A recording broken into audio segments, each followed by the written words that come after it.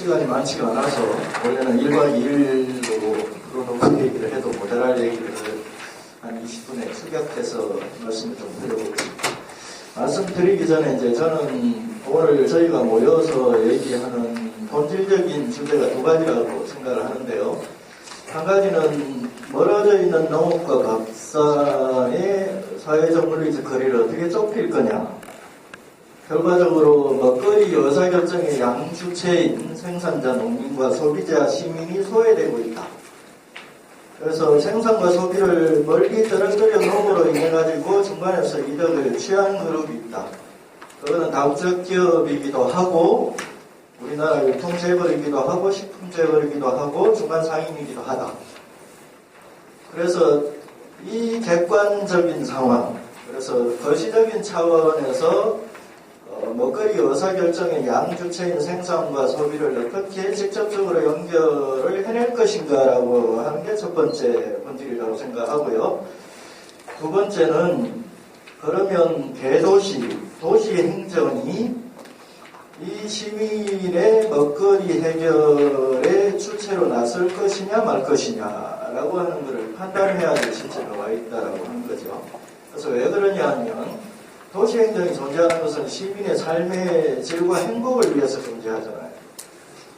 그 서비스를 하는 게 행정이잖아요. 그런데 우리의 삶의 질의 여러 가지 조건 중에 먹거리가 지속 가능하지 않다라고, 앞으로 더 나빠질 거다라고 하는 게 우리가 다 인식하고 있는 거잖아요. 이 부분에서 그러면 대도시 행정이 저희 전주로 하면 65만 시민이면 누구나 건강하고 안전한 먹거리를 보장받을 수 있는 권리를 시행정이 어떻게 책임있게 수행할 것인가, 의무적으로. 그렇죠. 여기 수원시면 얼마죠? 125만? 125만 시민이면 누구나 건강하고 안전한 먹거리에 대한 접근성을 보장할 수 있도록 그 제반의 문제를 농업과 관계 맺는 문제, 등등 공공급식 문제 이런 부분들을 어떻게 공공의 정책 영역으로 가져와서 해결해 갈 것인가라고 하는 부분들을 판단해야 될 시점이라고 생각합니다. 그런 이제 두 가지 기본 문제의식에서 저희가 전주에서 해가고 있는 사례를 중심으로 말씀드리도록 우크라이나에 민간 용병을 투입을 해요. 그 정권을 뒤집습니다. 그렇게 해서 러시아하고 치고받고 싸우고 있죠. 그 내용의 본질에는 뭐가 있냐 하면 유럽을 먹어야 되는데 유럽이 문을 닫았단 말이에요. EU 차원에서 제공은 안 돼. 그렇게 하니까 EU 사람들이 먹는 주로 밀가루에 미리 우크라이나에서 자라서 공급이 된단 말이에요. 그러니까 우크라이나를 쳐들어가서 그 정권을 뒤집고 친미 정권을 세우고 거기에 GM을 통과시키려고 하는 것까지를 하고 있는 애들이에요. 근데 우리나라에도 최근에 저희 이제 여기도 화성인 간척지가 있지만 새만금 있죠. 새만금이 굉장히 높잖아요. 그래서 모락모락 나오는 얘기가 삼성하고 몬산토가 손을 잡고 거기에다 뭘 하겠다. 이런 얘기들이 흘러나오고 있습니다. 그게 농진청하고 연계되어 있는 거가 다르지 않은 얘기죠. 그래서 국내에서도 이미 우리는 OECD에서 GM으로 가장 많이 수입하고 표기도 안 하고 있고 그래서 시민들은 모르는 채 먹고 있는 상황인데다가 농진청에서 국가기관에서 이걸 공식화하고 있고 그거를 재벌이 받아놔서 몬산토하고 연계해서 가고 있는 이런 흐름들을 우리가 볼 때 시민들의 밥상이 정말 이거는 탈출을 해야 되지 않느냐를 판단을 해볼 수 있는 거죠. 농가가 4년 초가죠. 더군다나 이제 저희가 쌀을 올해부터 개발 접견을 하잖아요. 그러면 쌀이 그나마 돈이 됐죠, 지금까지는. 그럼 돈이 안 되니까 딴 걸 뭔가 심어야 되잖아요. 그러면 어떤 현상이 벌어지느냐. 여기 매실 할머니가 10kg짜리 순천에다 할머니가 5박스를 냈는데 통장에 300원 입금이 된 거예요. 수수료 700원, 운임 7,500원, 하차비 1,500원 그대로 떼가는 거죠. 근데 이게 단순하게 저 할머니 개인사가 아니고 우리나라 이 쌀 문제로부터 비롯해서 또 수입산이 늘어남으로 인해서 우리나라 전반으로 이게 확대되어져 갈 일이에요. 그래서 우리 농업이 농민들이 가장 고통스러워하는 것은 매척이 불가능하다. 도대체 무슨 농사, 무슨 품목을 얼마나 면적에 지어서 어디에 팔아서 어떻게 소득을 올려야 내 자식 대학을 가르칠 수 있을 것인가에 대한 그 예측 불가능성이 훨씬 심해진다. 이런 흐름들을 우리가 갖고 있다 하는 거죠. 세 번째는 더 본질적으로 보면 지금 현재 우리 시민들이 접하고 있는 먹거리는 전 세계에 걸쳐서 같이 따라서 움직입니다. 우리가 따로 옆에서 농가들하고 약속해서 먹는 구조가 아니에요. 전 세계적으로 카길이나 아까 몬산토나 맥도날드 이거는 음식 체인이잖아요. 이런 데서 먹거리 기획을 하는 거죠.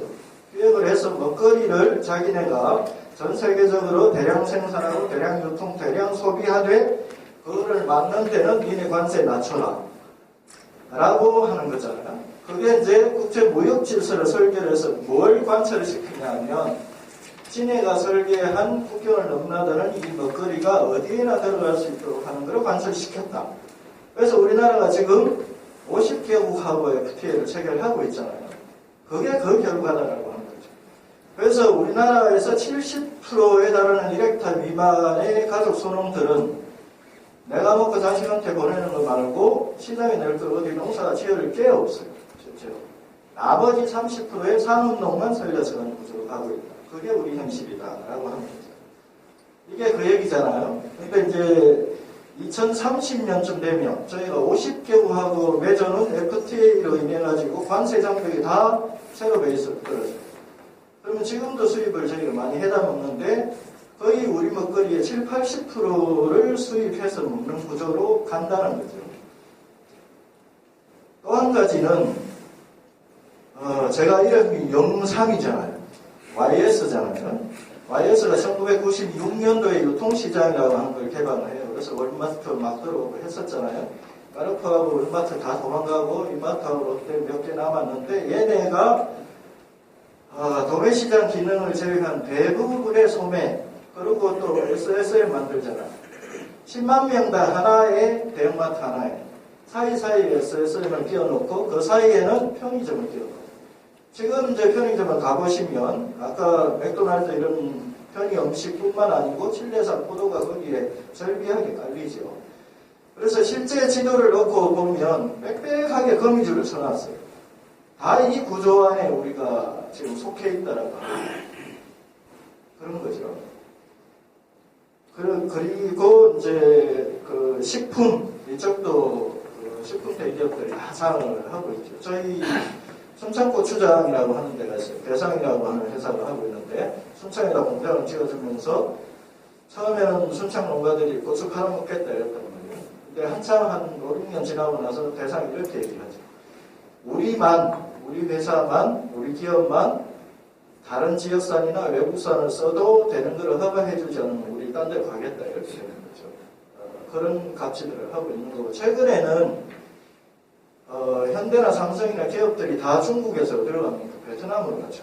지금 우리나라 식품 기업들이 다 베트남으로 이따가 나오겠지만 당근이 거기서 우리나라 먹거리의 절반이 중국하고 베트남에서 들어오고 있죠. 대상이 거기 가서 고추 농사를 짓고 있다는 거죠. 그 점들이 있다. 이게 그 얘기예요.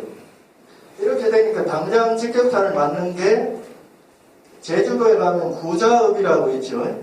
구자읍에 이 당근을 엄청나게 합니다. 겨울철에. 지금 시점에 여기 농가들 다 망했어요. 그 너머에 성산에 가면 그 월동무 하죠. 거기 다 망했어요. 이렇게 해서 우리나라에 그나마 돈 된다고 하는 작목들이 우후죽순 지금 바닥을 치고 있는 거죠. 그걸 말해서 풍년의 역설이다. 풍년이면 풍년이 될수록 더 심각해진다라고 하는 거죠. 돈이 되니까 어떻게 해요? 홈플러스에서 체리 많이 드셨어요? 저는 아직 한 번도 못 먹어봐요. 저걸 미국에서 바로 공수를 해오잖아요. 칠레에서 지금도 가져오잖아요. 그러면은 우두두 떨어지는 건 뭐예요? 대감귤 참외 그 시기에 우리나라 국내에서 그나마 돈 된다고 했던 과일 종류가 바닥을 다 치는 거죠. 이런 현상들이 벌어지고 있다. 그리고 더 큰 게 오죠. 아시아 태평양권에 모아가지고 메가 FTA를 하자 하고 있는 거고 일본과 미국이 주도하죠. 우리나라는 못 끼워서 안달이고요. 근데 그렇게 되면 우리는 쌀하고 소고기가 더 지금보다 양보를 하게 되는 구조가. 물론 양극화나 노동 문제는 훨씬 더 심각해지죠. 이런 표현들을 갖고 있다. 중국 얘기를 안 할 수 없습니다. 그래서 저희 전라북도에 장수군이라고 하는 데가 있어요. 해발 450m예요. 사과가 주산인데 앞으로 10년을 먹고 살 거야. 저희끼리 이렇게 얘기를 했는데 중국에 갔더니 수출 전진 기지가 여러 군데 있는데 그 중에 하나가 1억 평이에요. 1억 평. 3,000평이면 축구장 하나거든요.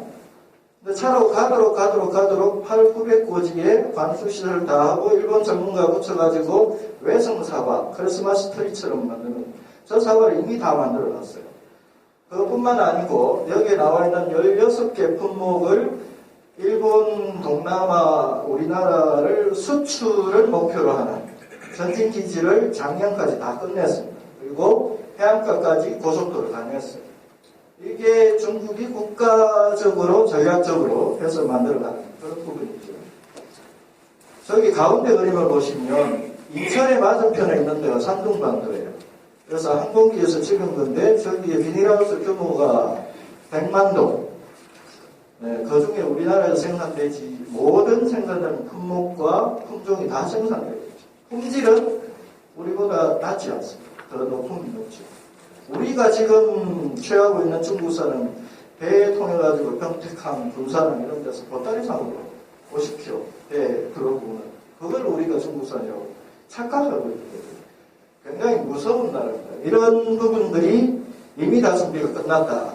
그래서 이제 저희끼리 사석에서 하는 얘기, 우리가 농촌 위에서 일하는 여러 가지의 이 내용들은 가장 늦게 너무 망하는 것, 좀 더 망하는 속도를 늦추는 것에 불과하지 않을까. 저희는 그렇게 얘기들을 많이 하죠. 쌀 문제 아까 말씀드렸고요. 농지 문제 있고요. 그렇습니다. 그리고 이제 엊그제 제가 아는 친구가 연어를 사먹는다고 그랬는데 지금 유전자 연어, 감자, 사과 이런 게 상업적으로 다 허가가 났고 이게 우리나라가 들어오게 되는 거죠. 옥수수 관련해서는 이미 우리가 다 먹고 있습니다. 우리가 잘 모르는 부분이죠. 그래서 이런 부분, 식량 자급률 부분, 깜깜한 얘기들 뿐이죠. 최근에 엊그저께 이제 신문에서 국가에서 발표한 걸 보면 농업 생산에 대기업을 집어넣겠다라고 하는 걸 공공연히 발표를 했죠. 그러니까 저희가 역사적으로 선택을 해야 되는 것은 우리 사회가 다수 가족농이 농지와 기후와 토양과 햇빛의 기운을 빌어서 지은 신뢰할 수 있는 먹거리를 우리가 먹을 것인가, 아니면 소수 기술과 자본을 가지고 있는 대기업들이 만든 커다란 유리온실과 이런 데서 기계, ICT 다 붙여갖고 만든 이 먹을거리를 먹을 것인가를 우리가 선택해야 될 기로에 서 있다 이 말씀드리고, 북미 유럽 쪽에 가면 대도시가 먹거리 정책하는데 꽤 있습니다. 거기를 가봤더니 그분들의 고백 중에 하나가 우리는 농가가 없다. 500농가 있는데 얘네도 다 수출한다. 그러니까 시민들 우리가 200만인데 이걸 먹여 살려야 되는 농가도 없으니 뒤늦게 반성을 하고 뭘 해요? 도시농. 농가도 없으니까. 그리고 대도시 먹거리 전략. 그래서 결과적으로 이 양반들이 얘기를 하는 것은 더 넣기 전에 지역에 있는 가족 소농을 살리고 그 사람들하고 시민하고 손잡게 하라. 이게 결국인 거죠. 기후변화 말할 거 없고요. 여기가 기후변화 교육관, 체험교육관 아시는 얘기고. 그래서 결과적으로 이 같은 흐름들을 보면 저희가 지속 가능한 사회, 그리고 지속 가능한 농업, 지속 가능한 밥상 이런 것들을 염원한다고 하면 이 굴레에서 벗어나야 되겠다. 방법은 어떻게 해요?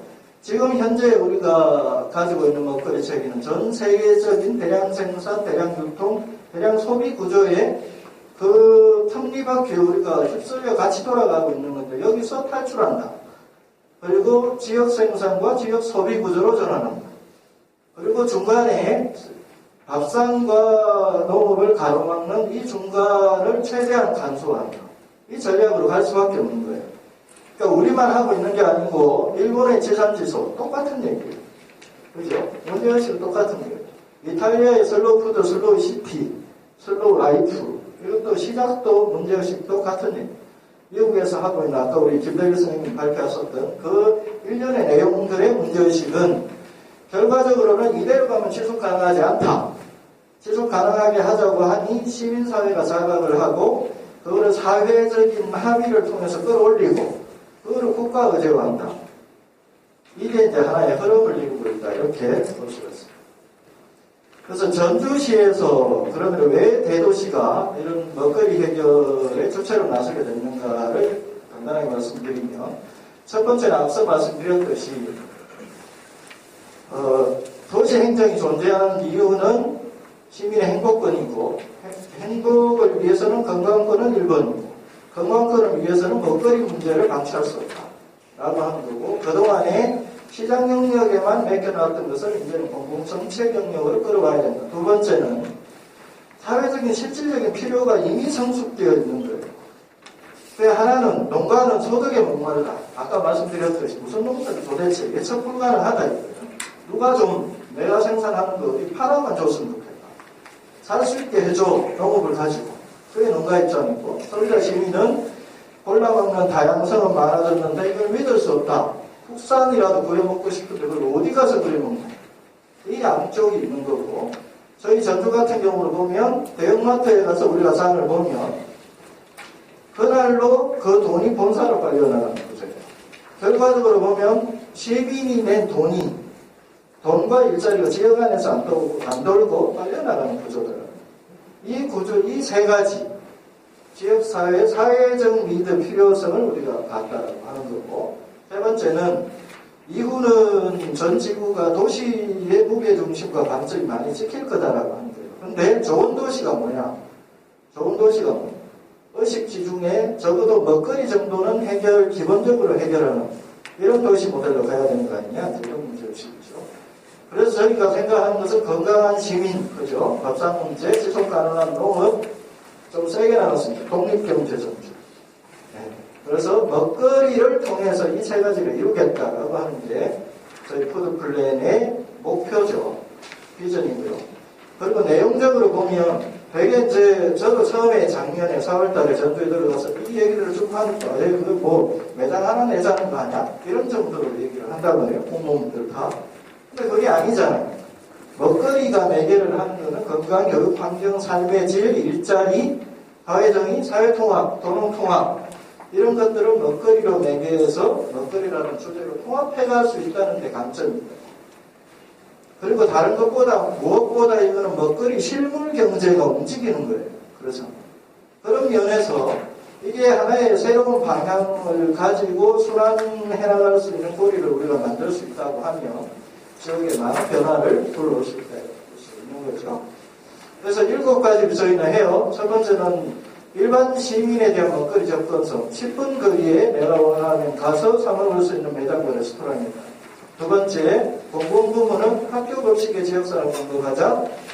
그리고 취약계층, 공공급식 영역에 있는 부분에 하자. 세 번째는 취약계층. 네 번째는 저희는 이제 음식창의도시 전체를 그렇게 하니까 그 음식의 원재료를 그리고 스토리를 지역의 농업 생산과 어떻게 연계할 것인가라고. 식농교육은 학교 급식에 저희가 지역식 재료를 공급하는 건 매우 중요하지만 이 친구들이 미래의 10년 뒤에 미래의 예비 소비자잖아요. 그래서 이 친구들이 10년 뒤에 어떤 먹을거리를 원하는지 농업에 대한 이해가 어떤지의 여하에 따라서 우리의 미래가 바뀌는 거죠. 그래서 교육이 중요하다라고 하는 거고 뭘 어떻게 교육할 것인가 그런 부분이 중요하다라고 하는 거고 농업의 1차 산업화, 일자리, 그리고 민간 서버넌스 이렇게 7가지를 가지고 진행하고 있죠. 그런데 저희가 벗어나지 못하는 부분이 많이 있습니다. 그 중에 하나가 뭐냐 하면 죄송한 얘기지만 지난 20, 30년 동안에 우리나라 농업이 걸어온 유일한 한 가지 전략은 단일 장목을 규모화해서 열린 시장에 대응해서 경쟁력을 갖추게 한다. 이게 하나였어요. 수원시에 있는 농업, 그렇죠. 수원시에 있는 아까 3,000가구요. 3,000가구의 농업인들이 혜택받을 수 있는 중앙정부에서 내려놓기는 모든 정책은 여기에 일관되게 가 있다. 근데 거꾸로 이거는 30%의 농가만 혜택을 받는다. 70%의 가족 소농은 할 게 없다. 그래서 제천팔농이에요. 그렇죠? 오만 농촌 1서대 농업에서는 손 떼라. 그 구조조정이에요. 다른 얘기를 하면. 그러니까 규모한 품목을 농사를 지어서 품목끼리 연계해서 공동 마케팅하고 전국 물류로 돌린단 말이에요. 우리가 학교 급식을 지역사를 넓하고 해도 제가 실제 경험이 있습니다. 옆 동네에 수박이 나요. 영양사 선생님이 그 수박 좀 줘봐요. 근데 그 농협이 그 수박을 못 줘요. 하만에서 온 수박을 줘요. 물류체계가 그렇게 가 있다는 거예요. 저희가 상상해야 될 부분은 그래서 경쟁시장이 아니다는 거예요. 경쟁시장은 뭐예요? 크기, 무게, 모양, 때깔, 브랜드 이런 거잖아요. 그렇죠? 그거 가지고 따지잖아요. 어떻게 경쟁력이 있나. 저희가 생각하는 부분은 관계시장입니다. 생산자와 소비자가 다이렉트로 연결하는 그런 시장이죠. 신뢰관계로 생겨나고 신뢰관계로 확산되지. 그래서 여기는 그런 개념입니다. 연계를 하는 거예요. 나는 밥상이 불안하고 대우는 소득이 불안하니 약속하는 거예요. 우리 밥상은 니네가 차려줘. 그렇게 약속하는 거예요. 그래서 여기는 생산을 시민들이 필요한 밥상을 중심으로 생산을 바꾸는 거예요. 그래서 그거를 준비해갖고 공급해주는 거예요. 중간 유통과정 아질 없이. 그게 관계시장이에요. 그래서 단품목, 소량 생산, 밥상은 연중 돌아가죠. 그렇죠? 저희가 직거래라고 하는 게 있는데 직거래가 왜 자꾸 실패하고 잘 안 되냐면 연속성이 없는 거예요. 생활적으로 연결되지 않는 거예요. 농가한테는 생활적으로 연결이 안 돼요. 어쩌다 한 번씩 가는데 소비자도 어쩌다가 한 번씩 장 보는 거잖아요. 그렇게 하면 안 되는 거죠. 내가 생산을 매일매일 해서 이게 뭔가 계속 연결이 돼요. 그렇게 시장의 성격이 다르다는 거죠. 근데 이제 우리는 국가적으로 이쪽을 전략적으로 택해왔고 근데 이렇게만 맡겨놓으니까 시민밥상이 불안해지고 농가가 살아남을 수가 없고 그러니까 저쪽을 병행해 가자. 근데 이것이 정부에서 맞지 않습니다. 제 개인적으로 저는 참고로 계약직 공무원입니다. 그래서 공무원을 과장 오래 할 건 아니어서 저는 정부는 너무 품이 없다고. 이 양축을 상상하지 않거든요. 근데 우리 사회는 이쪽 영역을 필요로 하죠. 그래서 저는 지역 단위에서 이 구조를 만들지 못하면 우리가 앞에서 해왔던 그 대량 생산, 대량 유통, 대량 소비 이 구조에서 탈출하는 게 불가능하다 이렇게 보는 거죠. 그 같은 일 7대3, 3대7인데 그동안에 다품목 소량을 특징으로 하는 그래서 별로 정책적인 대상에서는 소외되었던 이 양반들을 이 푸드 플랜의 주체로 세운다 라고 하는 게 저희 내용입니다. 그래서 전주가 이렇게 생겼고요. 전주에 무슨 농업이 있냐 이렇게 해서 따져보니까 5,000헥타 정도의 농지가 있고 25,000 농가 정도 있습니다. 그래서 저희가 생각을 해봤죠. 전주 먹거리 경제 규모가 얼마쯤 될까 이렇게 계산을 해봤습니다. 그래서 저희가 70만 잡고 25만 세대예요. 그 수원도 계산 한번 해보세요. 25만 세대의 엔겔 개수라고 하는 게 있죠. 가구에서 식품비로 쓰는 것. 외식 빼고 그러니까 25만원에서 30만원씩 돼요. 월. 그걸 꼽아니까 전주는 1조가 넘어요. 제가 오면서 수원에 오면서 생각을 좀 계산을 해봤더니 수원은 2조가 넘습니다. 그러니까 가게만. 그러니까 외식으로 따지면 전주는 3조쯤 되는 거죠. 근데 전주에서 생산하는 게 전체 연간 1,000억이에요. 근데 우리가 아까 제가 말씀드렸듯이 이 왼쪽 방식으로 생산하고 유통하기 때문에 그게 잘 된 건 어떻게 해야 돼요? 수도권으로 시집 보내야 돼요. 전주 쪽에 안 팔리잖아요. 전주에서 생산한 게 전주로 오는 비중이 연간 500억이 채 안 되는 거죠. 300억에서 500억 사이에요. 저희가 그리는 꿈은 지역의 가족 소농을 주체로 세워서 그러면 이거를 2,000억까지 1단계로 올리자는 거예요. 2,000억까지.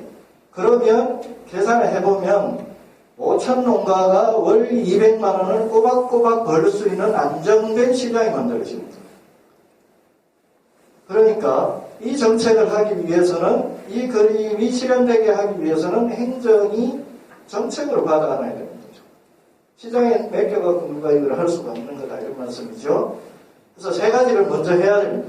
세 가지를 해야 되는데 첫 번째 해야 될 것은 다품목 소량 연중 공급 체계로 농업 생산을 재편해야 돼요. 그게 전제되지 않으면 이거는 한 발자국도 앞으로 갈 수 없어요. 내가 하우스를 열동을 해서 딸기를 하는데, 하우스를 열동을 해서 호박을 하는데, 오이를 하는데 이걸 이런 방식으로 한다? 매장에다 낸다? 불가능해요. 백평 하우스 안에 있다. 그림 여기 나오죠. 그림을 보면 저 오른쪽에 백평 하우스 안에 7가지 작물이 단계적으로 소화할 수 있게 되어 있다. 그렇게 되어 있는 거죠. 그래서 첫 번째는 다품목, 시민 밥상에 필요한 다품목 소량 연중 공급이 가능하도록 다수 가족 소농의 농업 생산 방식을 재편해야 됩니다. 두 번째는 이 원료를 가지고 가공품 만들어야 된다는 거죠. 지금 만들어가야 되고요. 뭐 여러 가지 들어가는 것들을 앞으로 만들어가야 됩니다. 세 번째는 지역에서 나지 않는 것. 저희 전주로 보면 수산물. 이거는 군산하고 연계할 수 있잖아요. 제휴해서. 그리고 안전성 관리. 이런 것들을 먼저 준비해서 30%만 살아남는 산업농 이외에 다수 가족 소농이 가지고 있는 지역 생산력을 복원하는 것을 우선하지 않으면 어떤 일도 할 수 없다는 거죠. 그림을 그려봤죠. 전주를. 그러니까 제가 완주에 있으면서 만들어놨던 그 4개 매장 전주 입장에서 보니까 그게 완주 밀착이라는 거죠. 어쨌든 그렇게 해서 전통시장도 있고 홈플러스도 있고 뭐 다 있습니다. 거기들 같이 쳐져 있죠. 여기 사이를 어떻게 거점으로 뚫고 들어가서 만들 거냐라고 하는 부분에서 저희는 150평, 200평 되는 그 일반 매장 3개소 정도, 그리고 지금 매장 레스토랑 한 300평 되는 이런 것을 주로 경기장, 교도소 뭐 이런 데잖아요. 이거는 시가 소유자잖아요. 저 공간을 활용해서 안치겠다라는 거고, 공공급식, 지역음식 이렇게 가겠다라고 하는 계획을 짰습니다. 그리고 도농간 연계하는 부분이고요. 또 한 가지 이제 중요한 부분은, 그러면 이걸 시의 공공정책으로 가져왔다 손쳐요. 현장에서 누가 이 일을 할 거예요? 그 5,000명이 된 농가를 누가 찾아다니고, 누가 교육하고, 그 품목을 어떻게 누가 살리를 하고. 그래서 누가가 굉장히 중요합니다. 생산을 재편하는 것, 지역 소비를 창출하고 이 양쪽을 연결하는 중간의 연결 조직은 공공적인 조직이 되어요. 그래서 저희는 100% 전주시에서 출연한 재단법인 이 일을 한다는 거죠. 그래서 이 사람들은 월급이 거기서 나가잖아요. 그러니까 양쪽을 괴롭히지 않겠죠. 이 파일을 키우고 이 파일을 키워서 이게 지역 안에서 돌게 하는 걸 자기 소명으로 아는 조직이에요. 그래서 재단법인을 작년 9월에 만들어서 가고 있다 이런 말씀을 드립니다. 그래서 단계적으로 1단계, 2단계, 3단계 이렇게 이제 가려고 하고요. 외국 사례인데 뭐 대충 비슷한 얘기입니다. 참고하시고 자료집에 나와 있습니다. 그러니까 여기 보시면 저희하고 고민이 똑같아요. 내용이 전혀 다르지 않습니다. 그러니까 전 세계적인 먹거리 체계가 다르지 않기 때문이겠죠. 그런 부분을 참고할 수 있고요. 그래서 조금 이제 요약을 해보면 결과적으로 저희가 대안적인 그리고 생산자 농민과 소비자 시민을 먹거리 의사결정의 주체로 바로 세우기 위해서는 투트랙 지역로 아까 제가 그림으로 보여드렸던 거기들 수도 있다. 그리고 다수 소농을 주체로 세워서 다품목 소량 생산 기반 구축하는 것, 기획 단계부터 가공까지를 연구하는 것, 그리고 신선 안전 안심으로 소비자를 감동시키는 것, 그리고 가격 결정. 그러니까 이제 저희가 하려고 하면 저희는 세일 이런 거 안 하려고 해요. 왜 그렇습니까?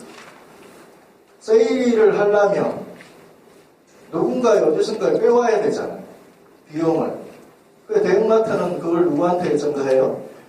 생산자한테 늘 전가해갖고 문제가 되잖아요. 그러니까 이런 짓거리는 하지 말아야 됩니다. 저희가 볼 때 왜 관계시장이고 관계 마케팅이기 때문에 그렇다. 그게 신뢰를 키우지 않는다는 거죠. 서로 배려하게 만들지 않는다는 거죠. 그래서 그렇다. 이제 이렇게 볼 수 있고요. 그리고 이제 저희는 전주에서 하고 있는 이 문제의식과 이 실험이 다른 지역으로도 확산되어 가야 된다라고 생각합니다. 그래서 첫 번째 단계는 앞서 쭉 제가 말씀드렸던 것처럼 지역 생산, 지역 가공, 지역 유통, 지역 소비, 그걸 통한 일자리 창출, 선순환 구조를 만드는 게 1차적이다. 그러니까 예를 들어서 저희가 서울시의 성북구하고 자매결연을 맺었다고 치고 성북구를 전주시가 도와주고 싶어요. 근데 전주시가 이걸 공급할 수 있는 자기 준비가 안 돼 있습니다. 할 수 없는 거잖아요. 내 얘기만 하는 거죠. 그래서 지역 단위로 특히 먹을거리 생산이 가능한 지역의 이 구조가 만들어지는 게 1차적인 거다라고 생각을 하고요. 두 번째는 그렇게 준비된 농촌 지역과 대도시를 연결하는 거예요. 대도시의 요구는 앞서 말씀드렸듯이 질적 양적으로 먹거리 기본권을 보장해야 되는 거죠. 그리고 그게 일자리, 복지, 아동, 여성 이게 다 연결이 되는 거고, 농촌으로 보면 가족, 소농, 생물 다양성, 순환농업 공동체, 지역 순환경제 이런 게 있을 거잖아요. 이것을 연결을 하는 거죠. 그래서 국가적으로 보면 서울, 경기를 제외하고요, 인구 50만 중추도시가 인근 지역과 이런 관계를 맺어가는 거죠. 상상할 수 있는 일이잖아요. 그렇죠? 상상이 안 되시나요? 그래서 마지막 이제 저는 앞서 쭉 말씀드렸던 우리가 처해 있는 그 시민 밥상과 농업 현안들을 볼 때 수도권이 어떤 태도를 취하는가가 이 전체 방향을 트느냐 못 트느냐에 좌지우지를 하는데 결정적인 역할을 할 수 있다고 보는 거죠. 그래서 저희가 제안하는 것은 서울시 같은 경우는 전체 1000만이잖아요. 1000만의 먹거리를 어떻게 하겠다. 이것은 쉽지 않아요. 그리고 전 세계와 연결이 되어 있고, 그러면 이걸 구로 나누자는 거예요. 구로 나누고 보니까 20만에서 50만쯤 돼요. 그러면 준비된 지자체가 있다고 하면 그 지자체하고 구의 먹거리 전략을 연결해서 해결하자는 거예요. 가능할까요? 그리고 그게 가능하다고 보여지면 그 성공한 사례를 매뉴얼로 만들어서 예를 들어 전주가 A라고 하는 저기 자치구하고 했다. 그래서 이게 가능하다. 거점 매장을 내고 그걸 통해서 공급시키려 해가고 이게 보여지고 가능하다 그러면 저희가 매뉴얼을 만들고 김포하고 다른 자치구하고 하라는 거죠. 강원도 홍천하고 다른 자치구하고 하라는 거죠. 그래서 그런 여기 지금 우리한테는 굉장히 필요한 시점입니다. 네. 그래서 저는 앞서 준비된 지역 단위 생산 지역의 여러 가지 준비, 그리고 중간 거점 지역, 전주가 성공한 150만, 광주가 인근을 끌어안고, 대구시가 끌어안고, 수도권은 이런 방식으로 해결을 해가자는 하는 거죠. 그래서 정리해서 말씀을 좀 드리면, 제가 시작할 때 두 가지를 말씀을 드렸어요. 한 가지는 농업과 밥상의 먹거리 의사결정 주체가 소외되고 있다. 그 배경은 이러하다. 이것은 대량 생산, 대량 유통, 대량 소비에서 비롯된 것이기 때문에 그것을 지역 생산, 지역 소비로 바꿔가야 된다. 그래서 가족 소농을 주체로 세우고 시민 밥상에 필요한 다분목 소량 연중 공급 체계를 준비를 하고 그게 도시의 대도시 먹거리 정책과 농촌에 준비된 걸 연결하는 방식으로 그래서 곳곳에서 봉화를 올려서 우리 사회의 먹거리 문제, 농업 문제, 도농간의 문제 이걸 좀 해결해보자 이런 제안을 드리면서 마치도록 하겠습니다. 고맙습니다.